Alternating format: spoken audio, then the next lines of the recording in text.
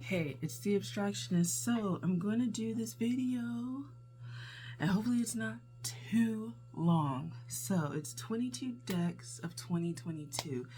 Basically, this is 22 decks I've used, purchased, or found like intriguing for this year. So some of them I may have just purchased and like haven't really used, but for the most part they're all like used in some capacity. Some of them I just used at the fair past. Some of them I used personally, and then others are more recent additions, so I haven't fully worked with them, but I'm like happy that I got them because I want to use them next year.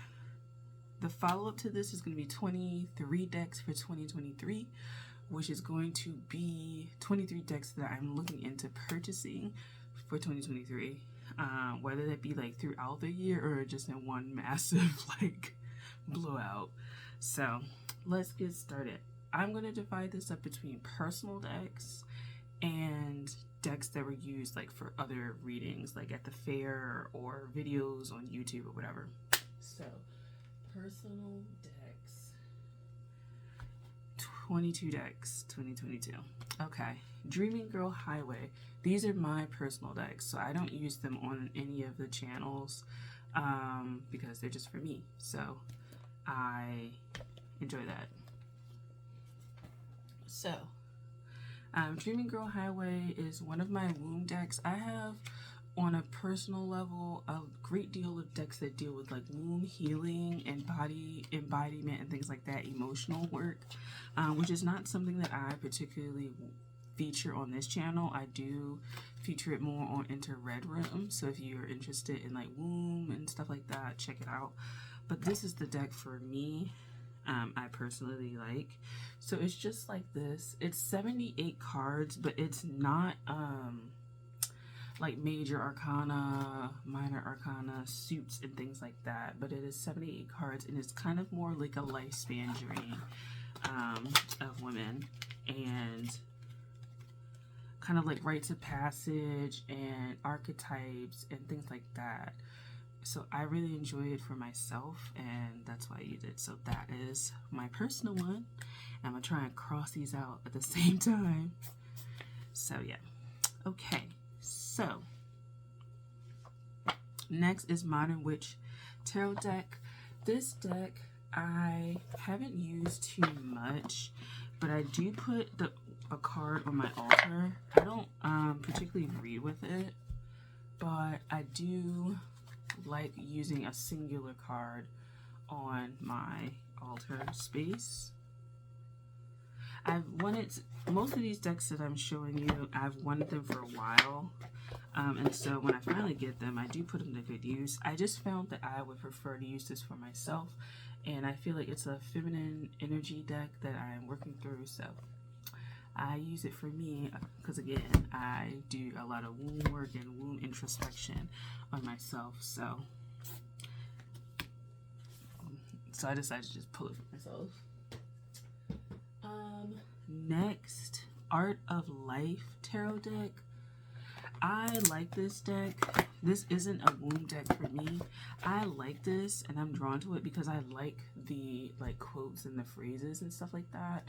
I feel like sometimes like when decks have like keywords and shit like that, it can be like very bland and kind of just very bland. But I like that these are quotes and they're very relevant to the cards. And sometimes you get a card that has a quote on there that you're just like quote or sing or part of a poem or something like that, like that really just like cuts you open. And so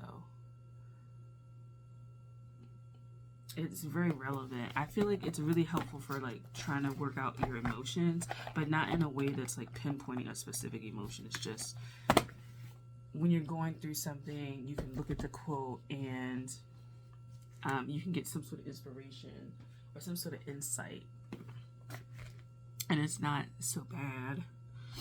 So I did the bonus, so essentially it's that. Next is the Elemental Power Tarot. I think I featured this a little bit. This deck for me is more like past life ancestral, but generally past life. So I use it like that. Whenever I'm looking into cycles, then I will look at this. There's certain cards like the devil card, like the interpretations, I find really interesting. And I always thought that this looked like a placenta to me, and so that's why I kind of kept it for myself.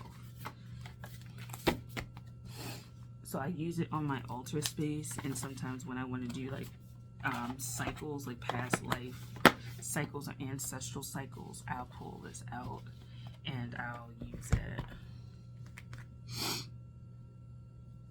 Where is that? Elemental. There we go. I'm really trying to like keep up with it so I don't like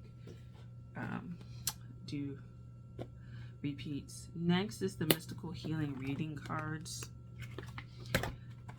I just got this deck recently, I think November. I haven't used it too much since then, but I did pull a few cards for myself and I liked what I saw. I really feel like it could go well with the archetypes cards, actually. And so I am going to use it for that. I feel like it's a deck that could use another, like a companion, but I haven't quite figured out the companion just yet. And so there's that, but it's going to be personal deck. I might buy a separate copy for readings, because I do think it might be helpful for like the redemption readings or something like that, but I haven't done it yet. Next up is Our Tarot. So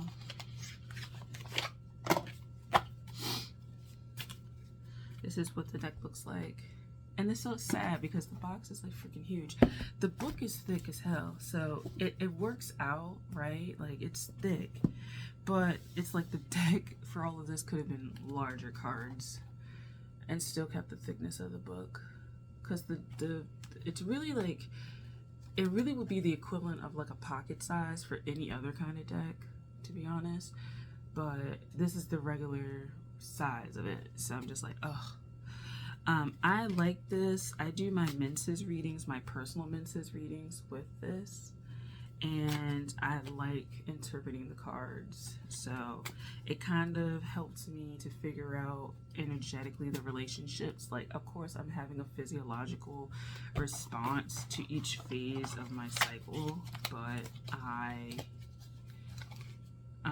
like pulling these because I like looking at the interrelationship between all of them. Now, if you're not into that, the Inter-Red Room would not be for you, but that's basically all that space is about.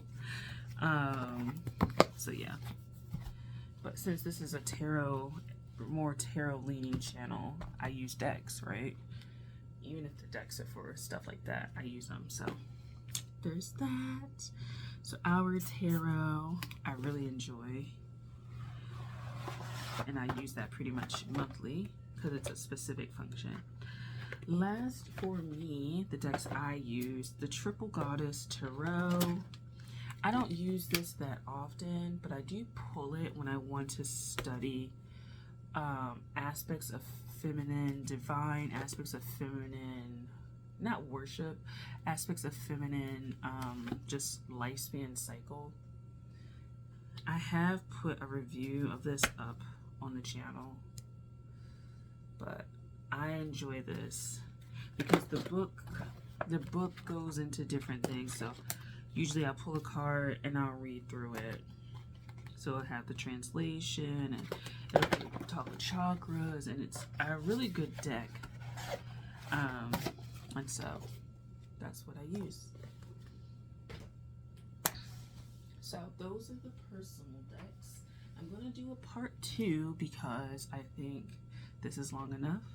So this is part 1, personal decks, and then part 2 will be the ones that I used outside of myself for readings and things like that. So stay tuned.